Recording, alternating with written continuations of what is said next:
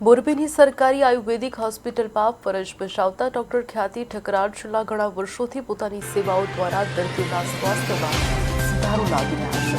વર્ષ 2011થી આયુર્વેદાચાર્ય તરીકે સેવારત ડોક્ટર ખ્યાતિ ઠકરાર મૂળ પોરબંદરના વતની છે અને તેમણે જામનગરની પ્રખ્યાત ગુજરાત આયુર્વેદિક યુનિવર્સિટીમાંથી અભ્યાસ પૂર્ણ કર્યો છે।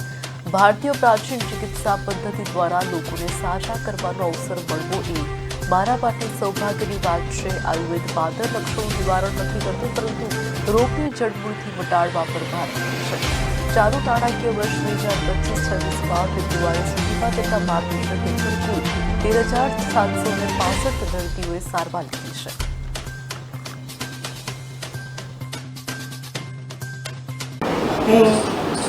પ્રાચીન ચિકિત્સા પદ્ધતિ જે છે આયુર્વેદ ચિકિત્સા પદ્ધતિ, એના થકી લોકોની સારવાર કરું છું અને લોકો સાથેના સેવાના બહુ સારું પ્રતિસાદ મળે છે લોકો તરફથી પણ અમને, અને અમને પણ કામ કરવાનો સંતોષ મળે છે।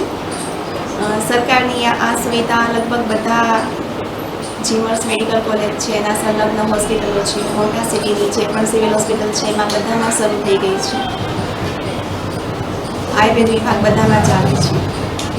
હવે આજના આ વુમન્સ ડે પર સ્પેશિયલી ગર્લ્સને, લેડીઝને બધાને કહેવા માગું છું કે જીવનનું કોઈ પણ ક્ષેત્ર હોય તમારી પસંદગીનું, એમાં આગળ વધો। અત્યારના સાંપ્રત સમયમાં જોઈએ તો જીવનશૈલીજન્ય રોગો છે, જેમ કે ડાયાબિટીસ છે, બીપી છે, પીસીઓડી છે લેડીઝમાં, એ વધતા જાય છે। તો આ સમયે આયુર્વેદિક ચિકિત્સા પદ્ધતિનો લાભ લઈ અને લોકો પોતાની જીવનશૈલી સુધારે, કારણ કે આયુર્વેદ છે એ ફક્ત ચિકિત્સા પદ્ધતિ નથી પણ એક જીવન જીવવાનું શાસ્ત્ર છે, જેમાં દિનચર્યા, ઋતુચર્યા વિશે વિશદતાપૂર્વક વર્ણન કરેલું છે કે કેવી રીતે સવારે ઉઠ્યાથી લઈને સુવા સુધીનો દિનચર્યા હોવી જોઈએ, ઋતુ અનુસાર શું ફેરફાર હોવા જોઈએ, અને પ્રાચીન ચિકિત્સા પદ્ધતિ જે